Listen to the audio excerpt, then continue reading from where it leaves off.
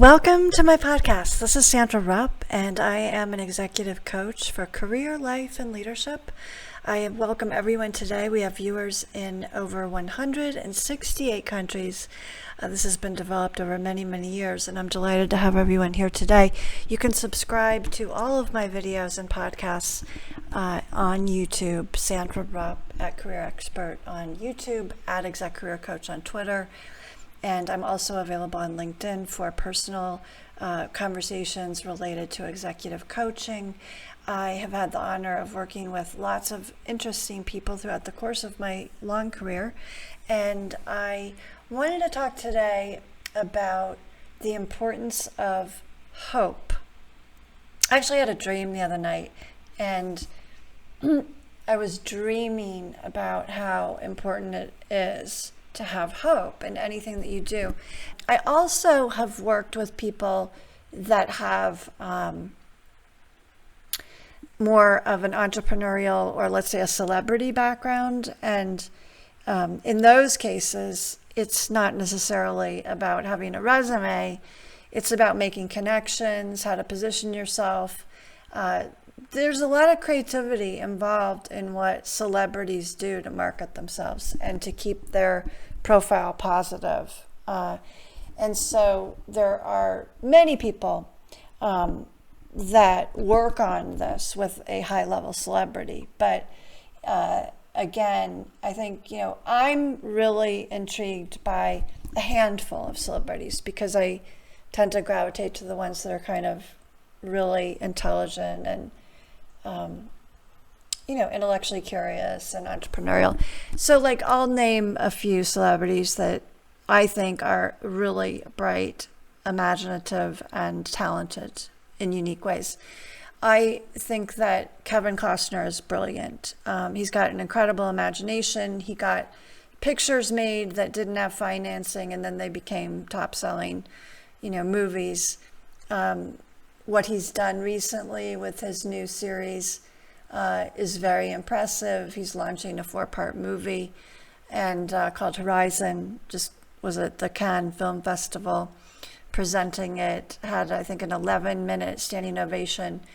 Now, of course, the downside is that Kevin Costner is also a workaholic. And his father, who grew up in a very sort of blue collar, as Kevin calls it, background, taught him the importance of hard work, but to the degree that, Kevin is really obsessed with work to the point where it's probably been pretty hard on some of his family members. And he's even probably the first to admit that. So sometimes what you have to do with a celebrity like that is you have to ask them, okay, why are you working this hard when you have already made it? Okay, you've already got the big home in Aspen. You've already got the big home in California. You've already got, wonderful family and children. So what is it that you're trying to achieve? In his case, I think it's a legacy. And he believes in these Western films and the importance of America and freedom. And I respect him for all of that, especially right now, because I do think that freedom is so important to hold on to. And so Kevin Costner is investing his own money in this picture. He's making sure that it comes to fruition. This is his dream, all right? And so I can give him credit for that. Once he achieves that dream, hopefully he'll retire. He's getting close to, in his 60s, almost 70. So it would be nice if he could enjoy his life and play a little golf. Kevin, are you listening? So that's how I view Kevin Costner. Some other brilliant celebrities are, interestingly enough, Nicole Kidman has always done a great job with her image. Going on the Oprah show after the divorce of Tom Cruise was a brilliant move. She got a lot of empathy. And then, I ran into Nicole Kidman at the Carlisle Hotel waiting for a date one evening. And I won't go into all the details, but she dated quite a bit in New York and other places, and then finally met her husband, who happened to, they ended up in Tennessee, which I think is wonderful. She got out of Hollywood and has a very nice family life there with her country singing husband, Keith Urban. But she's done a great job of managing her profile. She's great with fashion. She's chosen so many interesting roles. I think that's very important to celebrities, being creative about the roles that you choose. And she's really kind of a unique celebrity in my mind. The third person I can think of is Dolly Parton. Dolly Parton is brilliant. You know, you see this woman who is kind of a little bit glamorous and sexy, and she is a petite woman. You know, she has to wear high heels in the kitchen, she says, to reach up into the cupboard. Dolly is brilliant, and she has a lot of good business sense. She's opened the park in Tennessee and has a lot of different business angles, and is a musician, a writer, a singer. She's got it all. And the other person that I really admire is Goldie Hawn. Goldie Hawn had, you know, that show Laugh-In, and was sort of the, you know, waif-looking model and the fun girl on the Laugh-In show. But then she, through a series of different movies that she was a part of, really made a name for herself in the industry. And then she got into some other things, on really utilizing more of her intellectual side.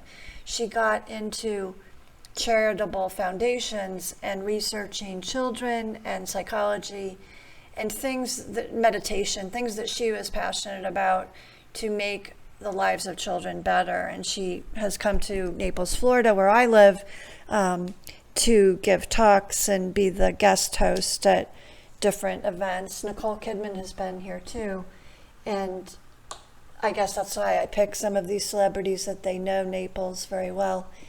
And so it's really inspiring that there are these celebrities who are doing things beyond just their traditional acting or singing, and using their creativity to change the world. And so those are just a few examples. I'm sure I could come up with more. But I think that the common thread that all of these people have is they all have hope, and they all spread positive energy. And their lives have not always been happy. They've had ups and downs like all of us have. But the one thing they have is resilience. And I had been talking to someone the other day about their job search. And in this case, it's an industry that's experienced a lot of layoffs. And when you're an executive level person, you know, it can easily take a year to find something at your level. And so you go through really quite a journey of, you know, what's important to me, what am I good at, how am I going to find that next opportunity.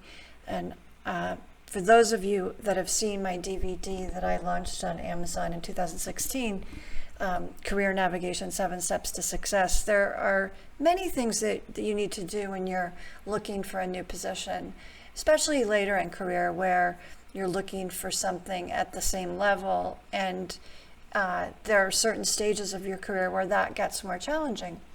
And so the thing that's so important, though, is that you have to have hope.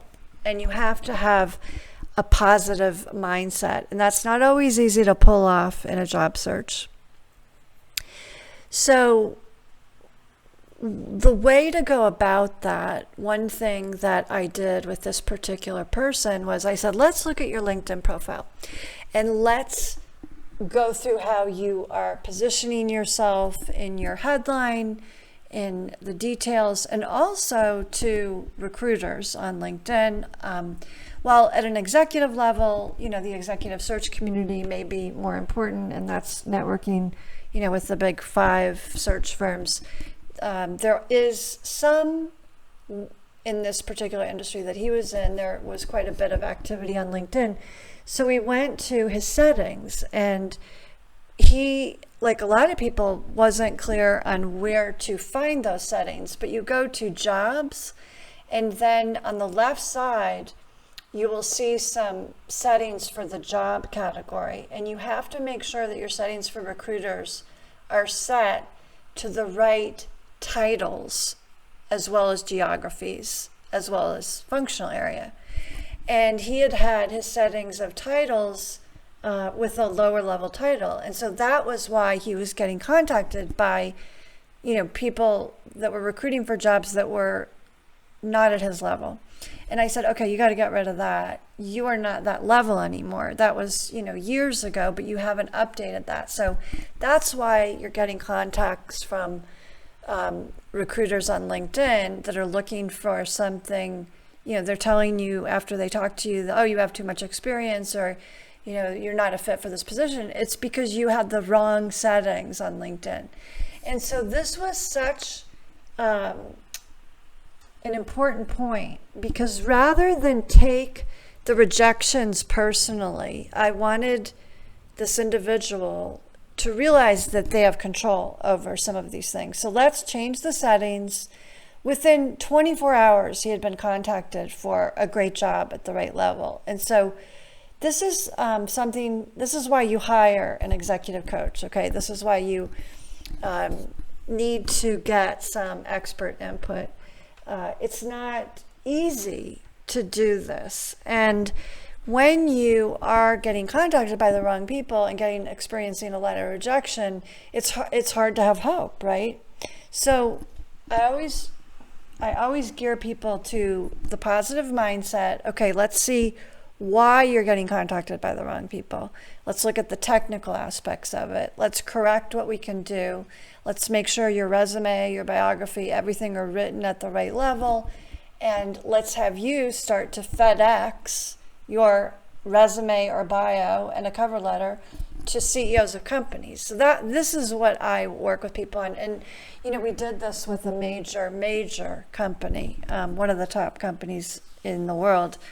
And, I helped him draft a letter to the CEO. Now, the key to drafting a letter to the CEO is that you have to discuss why you're contacting the CEO and why you like them. That's the first thing. So you've got to schmooze them to some degree. You have to show that you have a specific interest in the CEO. You've seen an interview of him or her on LinkedIn or on YouTube. You have seen an article in Business Week or Fortune or Forbes, and you have a specific background that could enhance his or her company. And so when you come at it from that direction, you are complimenting the person, you're showing interest in the person that you're contacting. It could be with a CEO or an executive vice president or a CFO or any high-level person, chief marketing officer. The key is that you want to make it personal to them. It's not all about you. It's not just like sending your resume, I have 15 years or more experience in XYZ and 8 years in this and leadership. No, it's not about you. It's about them. So once you understand that, then you can draft a letter doesn't have to be long. It should have bullet points. It should be easy to read. You can enclose a picture at the top if you want to make it more personal. But you only got one shot at this. And, right away he got an interview with the global recruiter for that entire company in the functional area that he was in. So these are the types of things that I do. And I would just close today's podcast with the point that in order to be successful, however you define success, I don't define success in terms of material things, okay? I define success in terms of being a nice person, helping others, and also being able to manage your life so that, you are healthy and get a good night's sleep and are able to be productive. So it's not always about giving. It's also about quiet. And those of you who are sensitive and introverted will understand that. I actually need a lot of quiet time to get back to my center and to be able to help others. So being an empathic person, I'm a good listener. I often call people when they're sick, or I try and help people, or sometimes I help people for free. But I really believe that it's important for everyone to understand that being an empath also comes with a lot of challenges, because we have to have hope that we will be able to rejuvenate. And sometimes that takes a lot of quiet time. So in any case, I am going to sign off for now, but I want to thank you all for joining me, and I look forward to the next podcast. But today we talked about the importance of hope, both in your career, your life, and your leadership. Thanks for listening. I'm Sandra Rupp. Please subscribe on YouTube. You can contact me on LinkedIn for more information.